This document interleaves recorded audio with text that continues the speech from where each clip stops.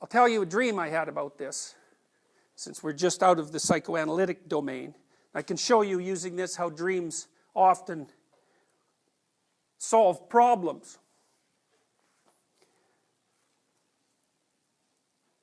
I'll just read it to you because I wrote it just after I had it. I'll just tell it to you. So, the first thing I saw was, it was like a view from a space shuttle. So it was a global view, and I could see the Atlantic Ocean. And on the surface of the Atlantic Ocean there were 4 hurricanes. And they were in a quadrant like this. So there was a circle here, and a circle here, and a circle here, and a circle here. And they were very large hurricanes. I mean, 1 hurricane's quite good, but 4, that's a lot of hurricanes. So it was impressive.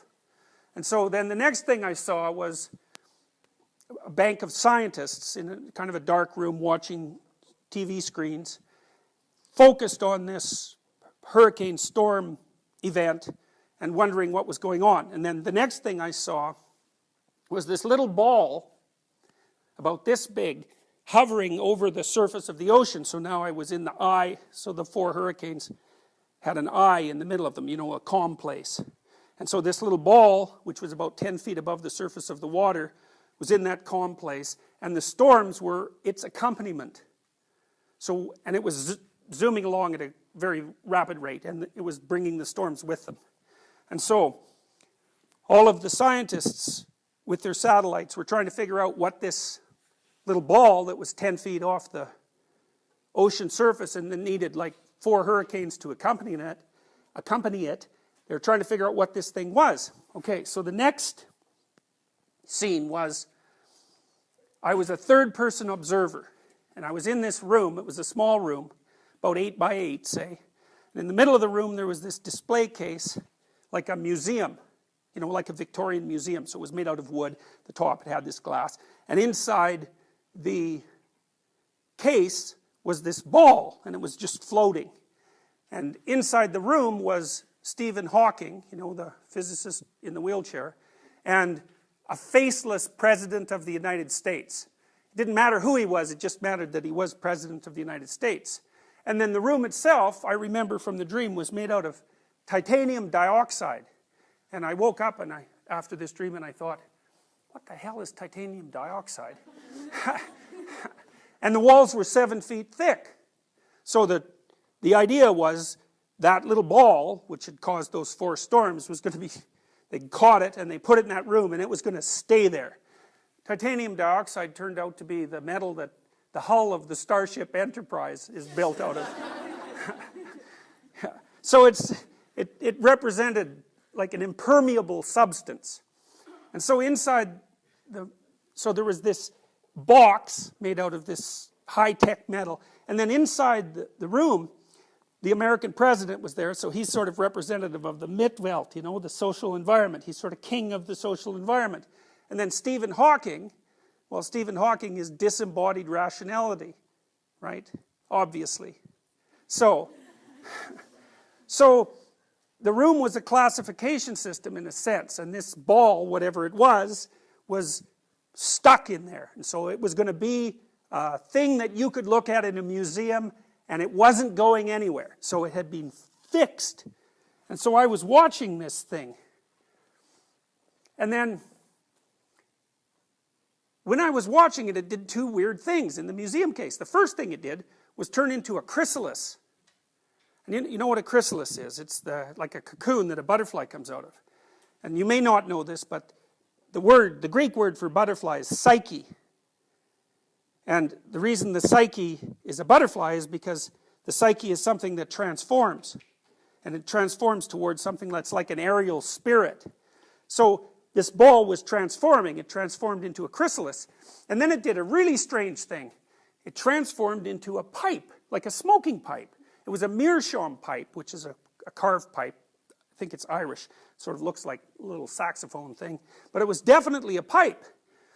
And so that was the whole dream. And I woke up and I thought, I got the chrysalis idea. Whatever this ball was the thing that's capable of transforming. But then I thought, what the hell? What does that pipe mean? What could that pipe possibly mean? One other thing.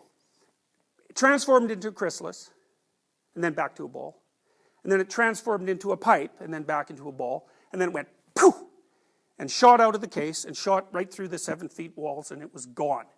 And it just left a hole, like it was moving so fast, there was just a hole in the case, and there was a hole in the wall, and that was the end of that.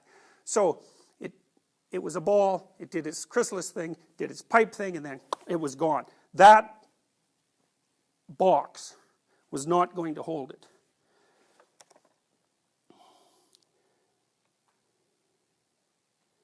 So after I had that dream, quite a while later, 2 years later, I read this little poem from Dante. It's from the Inferno. The Inferno is an interesting book because it's Dante's attempt, it's a book about hell, and it's Dante's attempt, in a sense, to turn the old idea of hell into something that was psychological. So Dante has this vision of hell as this place that has multiple depths with something that's the absolute worst right at the center. So in some sense it's his attempt to come up with a category structure of evil. He actually puts betrayers right in the center. He figured that was the worst form of moral error. Anyways, here's part of the poem. Virgil and Dante are going into the Inferno. Virgil's the guide. Suddenly there broke on the dirty swell of the dark marsh a squall of terrible sound that sent a tremor through both shores of hell, a sound as if 2 continents of air, one frigid and one scorching, clashed head-on in a war of winds that stripped the forests bare, ripped off whole boughs and blew them helter-skelter along the range of dust it raised before it, making the beasts and shepherds run for shelter. That's a messenger from God comes down, and that's how he makes himself manifest. And I thought, wow, that's very much like this dream I had. 2 continents of air.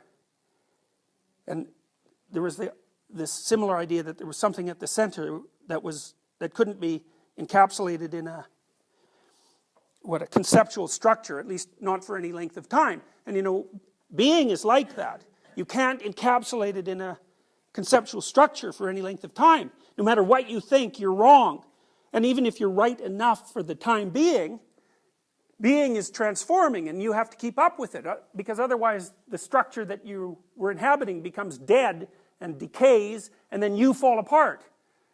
And so you need a conceptual structure because it orients you, but it can't be static. And that's the problem with totalitarian ideology, is that totalitarian ideology is predicated on the idea, it's utopian, that you can finally model things once and for all. And so once you do that, it's perfect, and then it never has to change. And that's wrong technically. It's not wrong arbitrarily. It's not a kind of relative wrong. It's just wrong. And it's because whatever being is not static, and so whatever it is that you inhabit to allow being to work in your favor also can't be static, even though it has to be a structure. Then I figured out why it was a pipe. And that took about 3 years for me to figure that out. And this is a famous painting by Magritte, right? And so it says, this is not a pipe. So what does that mean? What does he mean? The first question is it a pipe? What do we think? It's actually an image of a pipe, right? Because we're projecting it. But yes, you're exactly right. It's not a pipe. And so what's Magritte trying to communicate? What's the idea? The idea is the conception is not the object. Or another way of putting it is the map is not the territory. And you live in the map in some sense, but the territory is always underneath it.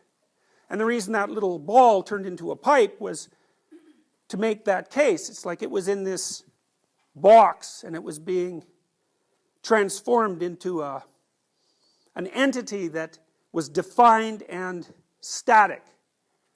And it said two things. It said everything transforms, that's the chrysalis, and everything transforms into psyche, because the butterfly is psyche. And then it said, don't mistake the map for the territory, and then it left. And the being that manifests itself, the being that shines forth in the phenomenologist's sense, is the thing that cannot be encapsulated inside any conceptual structure. It's always outside of it. It's always outside of it. And you have to keep up with it. Well, and that's why in the Harry Potter book, for example, the best players don't play the game, they chase the snitch. And what that means is that they follow what manifests itself to them as most meaningful at any given time. Now, Jung would have thought of that as the manifestation of the self, because he would say, and it's like, I can never remember who, I can never differentiate these two thinkers. Jung's like Binswanger. He assumes that the meaning is a consequence of the action of some internal structure, more or less, that he characterized as the self.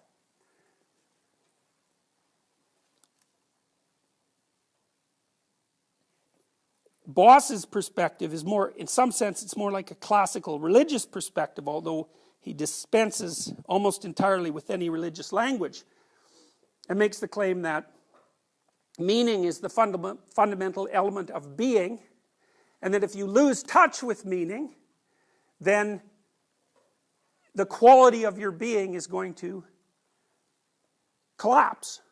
And not only yours, but also the meaning of the society that you're part of. Because when you're updating, when you're paying attention to what's meaningful, not only are you updating yourself, not only are you improving the quality of your own being, but because you're embedded in this Mitwelt, and you're like a node in a network, your transformations affect the transformations of the people around you. And so you can't only transform yourself or fail to. If you transform yourself, you also transform society. And if you fail to transform yourself, then you also fail to transform society. And if you fail to transform society, then it stays static. And if it stays static, then it dies. And so that's the relationship between the phenomenological viewpoint and the existential viewpoint. To me, what the phenomenologists force you to grapple with is the phenomena of meaning.